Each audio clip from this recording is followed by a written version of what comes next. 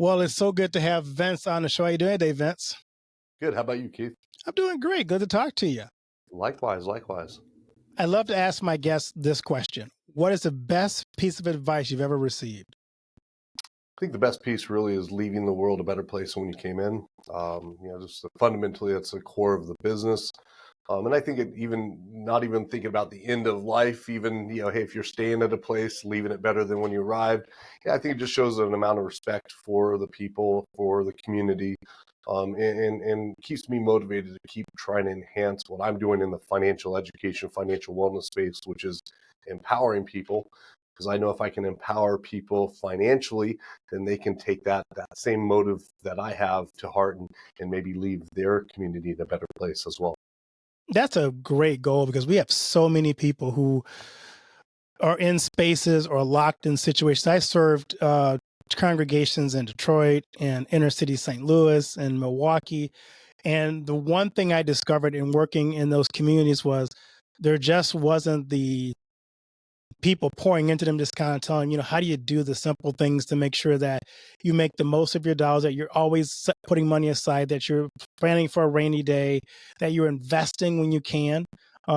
Just the small things. Like somebody said, if you did $25 a month when you were younger, by now you'd have $1 million or so. So, Yeah. Just that idea of teaching people how to make the best use of the gifts that God has given them. Yeah, and I think a little bit of hope, like the teaching them compound interest. A lot of people don't Yeah, feel like they can ever break the cycle of poverty. And just by illustrating, hey, here's what compounding interest can do. A lot of people assume, hey, you need to start with, hundreds of thousands of dollars or be, multi generations of wealth passed down.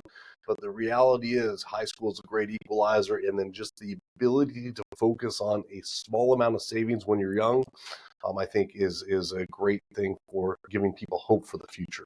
that's And that's awesome. one of the lessons we're trying to share with youth is, hey, there's potential, there's opportunity. Let's get you focused on finding that career that's important to you, avoiding a lot of that college debt, and having a plan and the hope behind that plan. Because, if you don't have hope behind a plan, you're not going to accomplish that. But if there's hope and details, I think people are much better suited to reach that in line. Exactly.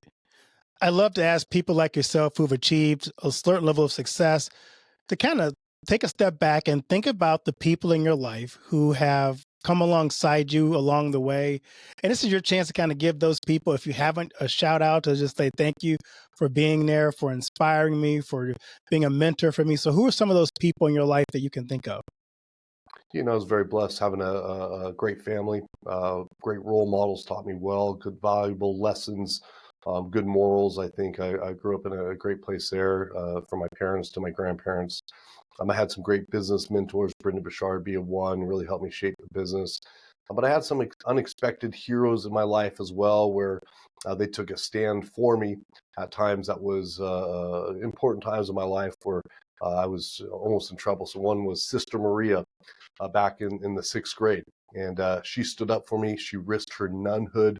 She risked her job at the school I went to, because I said some things that were, one of my friends got hurt, and this Monsignor was covering things up. And I said some things publicly to him. He was trying to get me out. And she risked everything for me in that moment. And it meant a lot. And it's just one of those things, like, this person, she trained her whole life to be a nun. She went to all the schooling, and she stood up when that one moment came. And that was just very impressive. And I always look back at that time and I'm like, wow, she took that risk for me. And I think nowadays I always look up to people that are taking those risks, making those stands, trying to make the world a better place, whether it's something huge or standing up for that single person. I think that gave me a lot of hope, and it helped to build more of a spirit of, hey, protecting the those that need it, but also, hey, how can I make a bigger difference in the broader world as well? I think somebody once said, I remember this quote from somewhere, courage is contagious.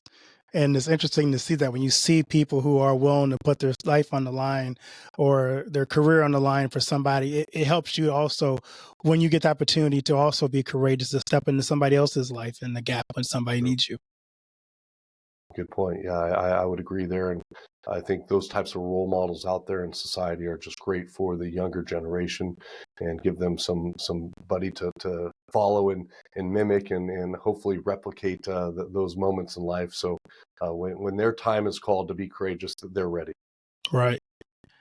So I would love to get into your personal financial journey because this is kind of what you do to help teach people that. But it's helpful to know kind of how you got there, so that what lessons did you learn also along the way.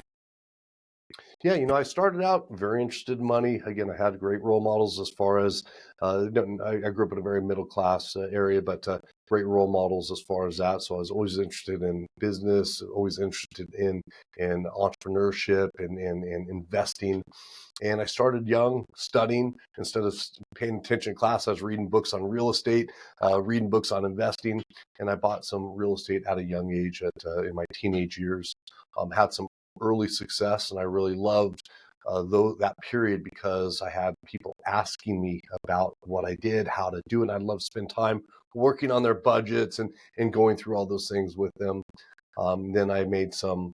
I would look back and say dumb mistakes, right? I've got a lot of credit cards, but I wasn't making dumb purchase decisions. I was instead making dumb investment decisions because I took out loans on the credit cards and made these riskier investments, which I would not advise anybody to do, but I did, and it cost me. Right, it took me from a more secure position to really struggling. Hey, is my car going to break down? Am I going to be, am I going to have a roof over my head? Am I going to be able to have enough gas to get to and from where I need to? So I lived a few years struggle, and I think those were very formidable years for me. And I saw the impact it made not only on my financial life, but my relationships, my friendships, and things of that nature as well.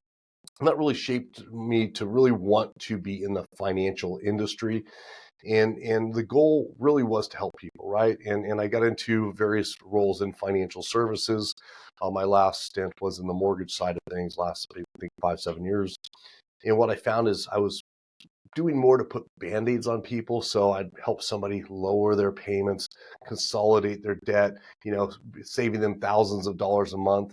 And they were in good shape. I was really excited for them. They leave, everybody be super happy. And then 5 or 6 months later, they would say, hey, back in debt. I have 50 grand I need to roll back in. Right? I'm like, we just worked this out, man. You were in great shape. And so that really, spawned the interest on, hey, how do I help people before they're getting into these situations so we can proactively help them? And a lot of it came down to what we talked about at the beginning, which is the empowerment piece. How can I empower somebody with the knowledge and motivation and hope for the future so they make better decisions in alignment with their longer term goals? And that led me to found the National Financial Educators Council back in 2006. We're going on, 18 years now. So that's what led me to this point. And really, I just want to see people where they're self-sufficient and able to contribute back to the community. That would be success to me. And that's what we're really striving for here. You just gave an interesting scenario, and I'm sure it's not unique to people. What are some of the common mistakes that people make with money? I remember when I was younger, the new thing on the block was the rent to own market. You can get this wonderful TV for just these low rates of, $20 a month, and you Yeah. sign up for 60 months of paying for this TV, and then you look back, if you actually study that, you've just spent 3 times more than a TV would have cost if you just put the money aside and put it in the bank and get compound interest and bought the thing for cash. So, what are some big mistakes that you've noticed that people keep falling into because they're just not aware of the financial situations that are out there for them? Yeah, I'd say some of the biggest, I look at, people spending on housing, on cars. Those are some of the biggest areas that people are overspending, and it takes up a large percentage of income. Everybody has to have a fancy car these days, it seems like. And the other thing I see a lot of is people getting into student loan debt early, people getting into credit card debt early. And I feel, hey, when you're getting into debt when you're younger, it puts off you being able to save. It puts off you being able to invest. It puts off the ability to you to benefit from compounding interest.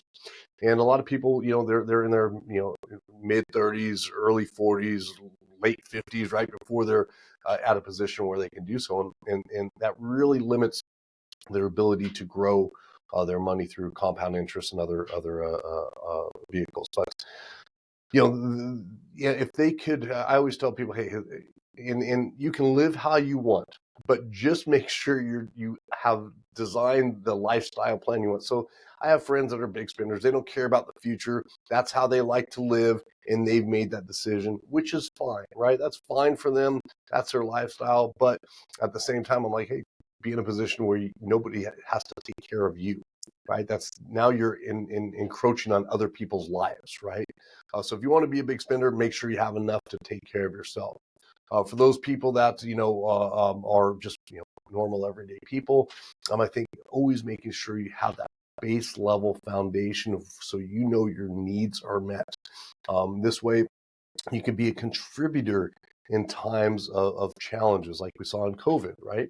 What happened as soon as COVID hit? Everybody went to the store. Everybody's buying all this stuff. Well, I think part of money and financial planning is making sure you're in position to help people during those times.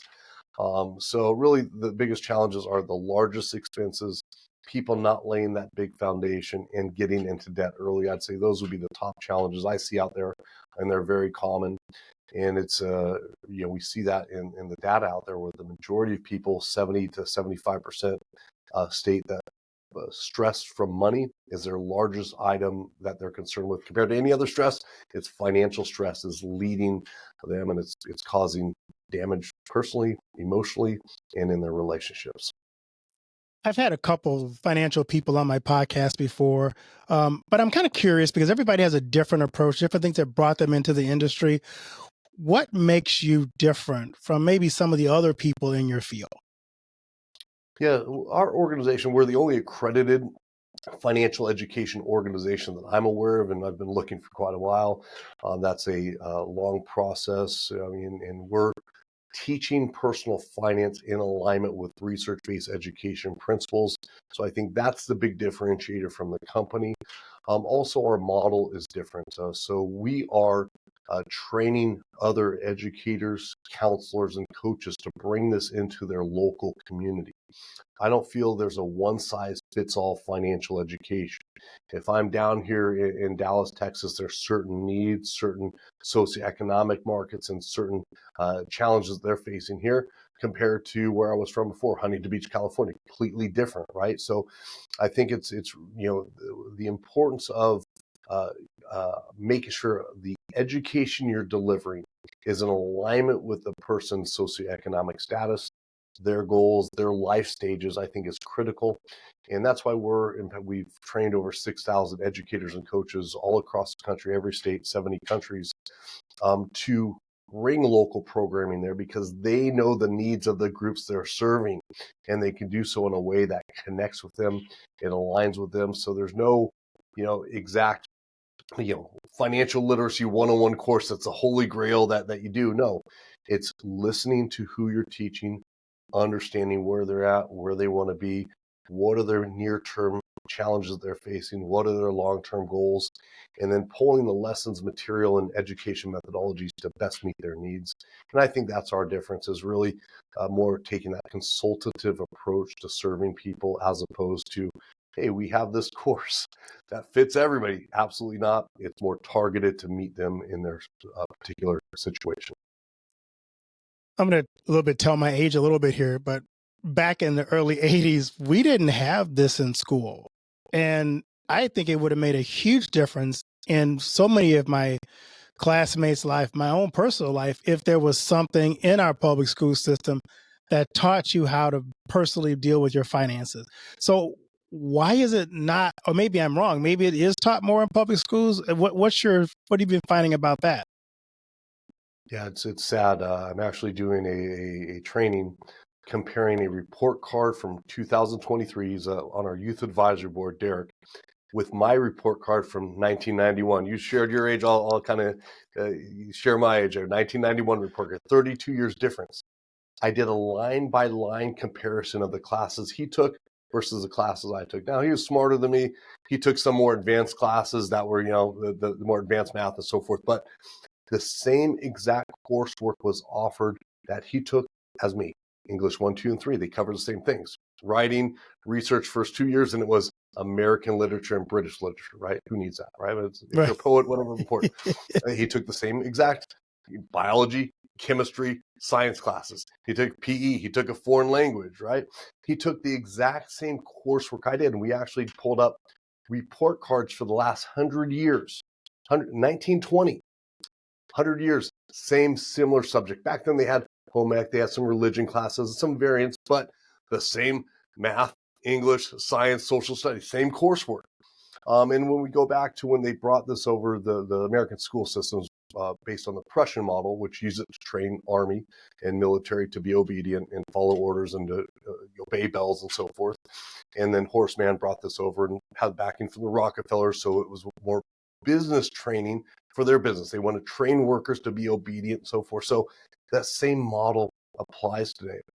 Now, I would think that, hey, the last 32 years, technology's changed a lot. Back in 1991 was the first website, in fact. Nowadays, we have AI, we have driverless cars, we have just technology that's exploded. In my phone here, I have the computing power of a room, 1,000 pounds in my hand. You may remember Thomas guides, you may remember beepers. The kids today don't understand that, yet they're taking the same subjects that I took 32 years ago, and it blows me away. So, the conspiracy side of me says, hey, they're doing something to keep people in that working class. They never give exposure to the career planning, the other, where the future is. The other side of me just says, hey, people, government institutions are slow to change. They don't make change. Now, there's some states adopting financial literacy bills. About half the states have them, but the states that even do, it's minimal. They fail to meet even minimal education standards. So if I took math, I would have to have a qualified teacher, funding. It would be a standalone class. There'd be rigor. There'd be scaffolded lessons that would help me develop and grow. With financial literacy, it's not that. It's like, okay, hey, we'll teach it for 10 hours. Imagine trying to learn Spanish after 10 hours or whatever foreign language or algebra after 10 hours. It's not possible. So I think it's really a cover for their failure to change and adapt, subject reform that would benefit the working class of America. It's an ivory tower education system that still focus on these topics that nobody uses, right? Less than 10% of people use anything above algebra, the very basic level of algebra.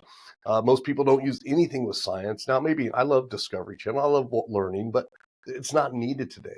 And I think if we, implemented financial literacy, career education, entrepreneurship, as well as some other core life skills, that can go a very long way in helping these youth, lowering the dropout rate, because these subjects like algebra, it's the leading cause of dropouts, which is one of the most detrimental things somebody could do in their life. And I think if we can adopt more practical topics, so even when I was in school, I was in the back of class reading my investment books, right? And the kids today I talk to, they're like, I have no need for this. I'll never use it. They understand. They're smart. And just making it more relevant to them, I think we can empower a nation. We can change how people are living. And I think that would be the biggest change. And that's really what we're pushing for this year and continuing, is subject reform within our high schools and even early college years as well. One thing you said, I also kind of remember, I didn't take economics until college, and I loved economics, but I never got exposed to that in high school. It was a fun subject. I understand economics. I think one of our problems in America is we don't understand the basic economics of how it even works. So we keep our nation is kind of modeling what Americans doing. We're deep in debt. We just keep borrowing more money, Sure. not paying it off. We're not investing in the future. We're just like you talk about your friend. I'm just going to spend it out now because it's not going to be my problem. It'll be my grandkids' problem. And so if more people, I think, understood how money worked and how investing worked and how to value financial freedom and personal finance, I think we as a nation would probably understand better how dire the situation we're in right now is. Very true. I think so. And, really, it's not rocket science. Personal finance is easier than most topics in high school. We need income coming in, right? That's a focus. We need to control our expenses.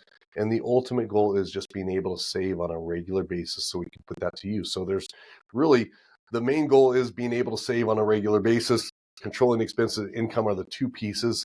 So I think a lot of the industry tries to make it so complex it scares people off. But the reality is, for the average person, that's what we need to focus on. Hey, how can we, get you income, then improve your skills so you can earn more? How can we help you reduce your expenses, or at least live within your range there? And then how can we establish a habit of saving on a monthly basis so you can put that to work? And I think that demystifying would inspire a lot of people to take action, but instead they get caught up with, credit, all this stuff, and it all plays a role. But if we can just focus them on, hey, this is the basic framework, and these little things like credit plays in there, it can help lower your expenses with a better credit because you have a lower interest rate. So we can build off that framework to really help people get that big picture concept, demystify that, and again, adding in that hope so that they actually want to take action. They feel confident that they can achieve some success financially. I love that. So if someone's listening to this podcast and are going, he makes a lot of sense, I would love to get this into my local school. What are some steps that you can help maybe parents go, I want my kids taught this? What steps should they be taking? Yeah, there's a few things you can do. Working with schools, it can be challenging because there's levels of red tape and processes and procedures that can be frustrating for some. I always like to go through the path of finding somebody within that system that's as passionate as you are, right? So finding that person that really feels and values financial education. And there's a lot of them. We have teachers coming out of pocket to invest in our materials and training because they want to bring it there. So they're coming out of pocket. So there are those people, there's those principals, there's those educators that have that passion. They want to bring this in. They know the importance of it. So finding that advocate within the system, and that will help you navigate it without you're kind of making a lot of calls, bouncing around, everybody's sending you different directions. But when you have the advocate, they can direct you. So that would be step one. And then, bringing in, I think, board meetings are always a great place to present if you're comfortable presenting. Board meetings are always a great way to raise awareness for that, engender other support. Building a local, other parents that share your beliefs, and being able to present, hey, this isn't just me, this is the belief of this parent. Partnering with PTAs, PTOs, I think is always a great objective as well. So really finding that nucleus of relationships that you can then leverage to implement policy change. And it does take a lot of effort to do so. But that's one way. The other way is to instead, just as you're waiting for policy change to take place, to lead programming yourself, or to help the school fund the teacher, whatever, fund a financial literacy program. Again, what we do is we help different parties. It could be a parent, it could be a teacher, it could be a financial advisor, it could be a nonprofit, faith-based organization. We provide them everything that they need to build and scale a program. So as you're going for that policy change, if you feel called to actually implement a program or do something in the meantime, we can definitely help you there as well. And we have resources for you, letters for school boards, letters for influencers in your school to help implement that policy change. And we want to be that support system for you, so you don't have to create these letters and so forth. So feel free to reach out if you do need that type of support. So the person inside of me is going, okay, this sounds great. What does it cost? So someone who's listening going, I'd love to do this. Is it cost prohibitive for my group? So kind of let us know kind of what your tiers of cost is, or what the overall program would cost to run this in a school system. Yeah, we have a lot of free curriculum online as well. So, moving out on your own for kids, I think that's one of my favorite ones for teenagers, because we're not teaching them financial literacy. We're teaching them how to move out on their own, gain financial independence, do those things. I think that's a fun one to do. So that's free. We have a lot of other material free. All of our standards for schools and policy for framework for schools is free. All that is available on our website, financialeducatorscouncil.org.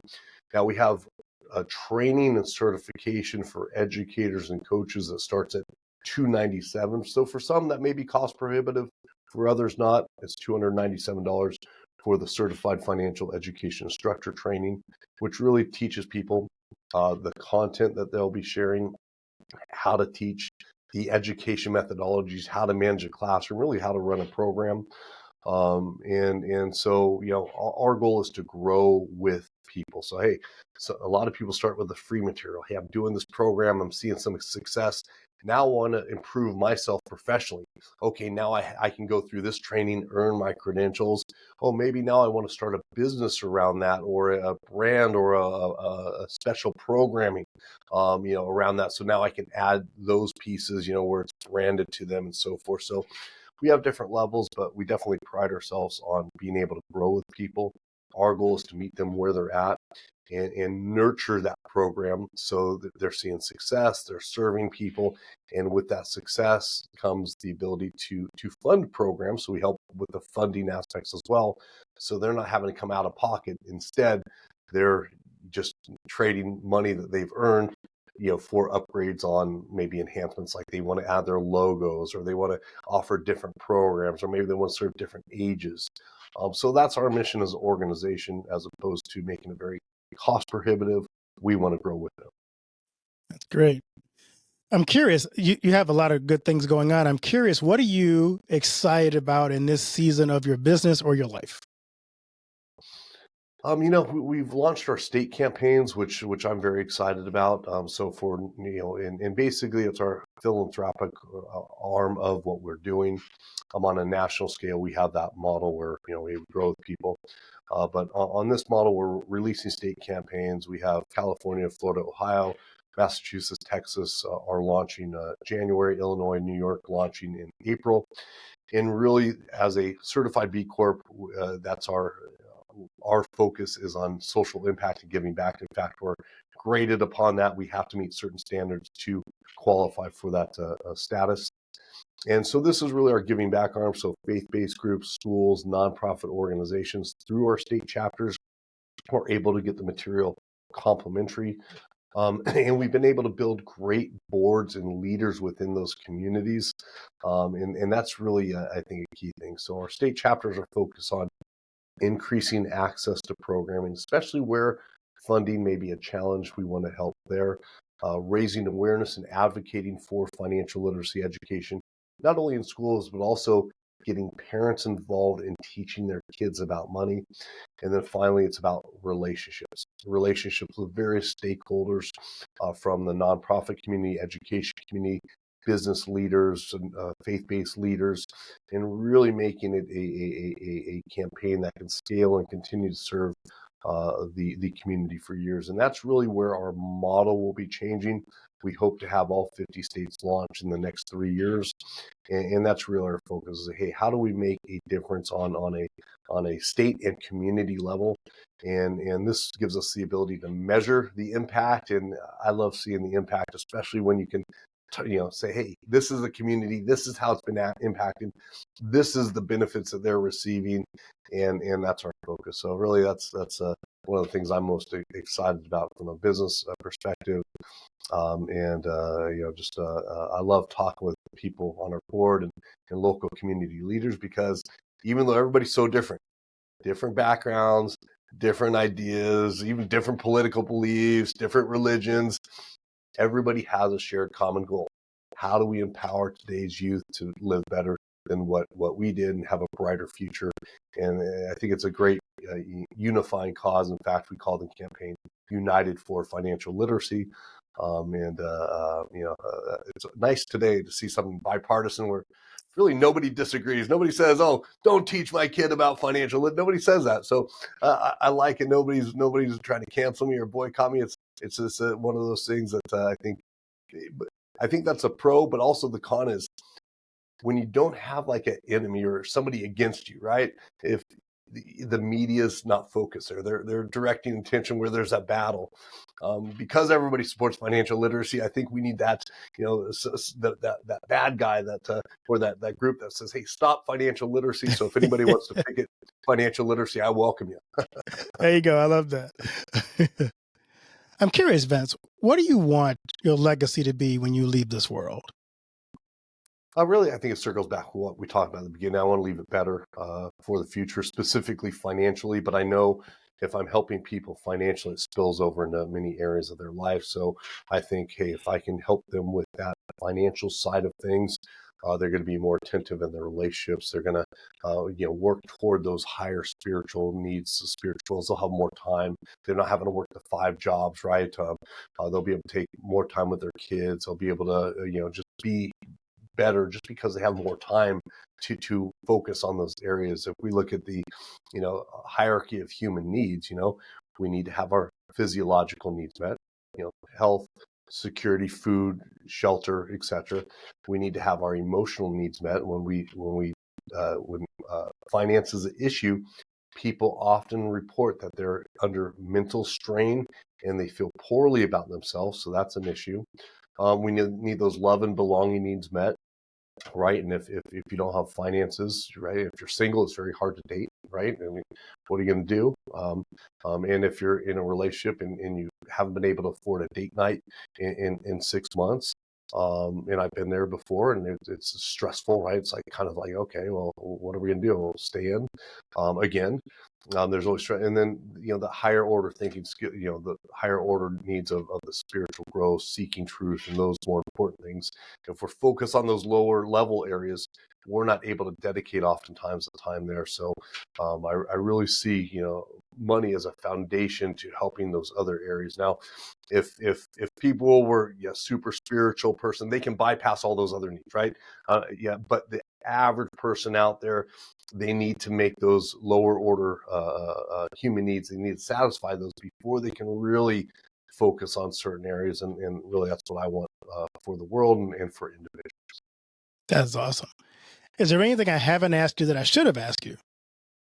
No, great questions, but I love what you're doing here with the show. And, I always like to point out that, you raising awareness for these issues, you bringing on the guests or focus on empowerment. I really consider you a financial educator in many senses. We talked about the guest you had on that business host that was helping businesses, really, even though, people look at me and say, hey, I'm a financial educator, I consider what you're doing, we're in the same space, right? And you're helping empower people through a channel that's we're blessed with today. Going back to my high school years, we didn't have podcasts, right? We didn't Right. have. I had smoke signals in newspapers, right? And then nowadays we have all these opportunities to learn. I think that's one of the most important things we can share with our youth is, hey, that passion for learning. I want every kid to leave school wanting to learn, right? I think it does a big disservice when they're like, okay, school's done, I'm over it. If we can teach lessons of subject matter that inspire learning and just let them know no matter what is out there, you can learn. We had to go back to the library, Dewey Decimal System. We had to go to the encyclopedia, right? And now you have at your fingertips anything you want to learn. So I think, point I want to make is we have huge opportunities here today to really increase our knowledge, build wealth or build financial security, gain critical skills that will help you earn more at our fingertips. Take advantage of that. We're very blessed with where we're at today. And that's the only point I wanted to add here. Well, thank you, Vince. For my fans who are listening from Bangladesh and DC, New York, and even places in London, where can they find you and where can they follow you on social media? Council.org. You can get me on LinkedIn at Vince Shorb, SHORB, or just type in National Financial Educators Council on Google, and you'll see our various social channels there. We welcome anybody. Again, if you have a passion for this, if you want to be an advocate, educator, or just have an interest in the subject matter, reach out. I'm happy to talk to you. Well, Vince, thanks so much for being a guest on the podcast, and blessings on what you do. Hopefully you'll gain momentum and we'll get this in all of our schools. I really do think this will help the next generation to start out on a much better footing, get us a much healthier understanding of finances and really plan better for the future. Because I think we do. We have the potential. We have the resources. We just need to know how to manage them better.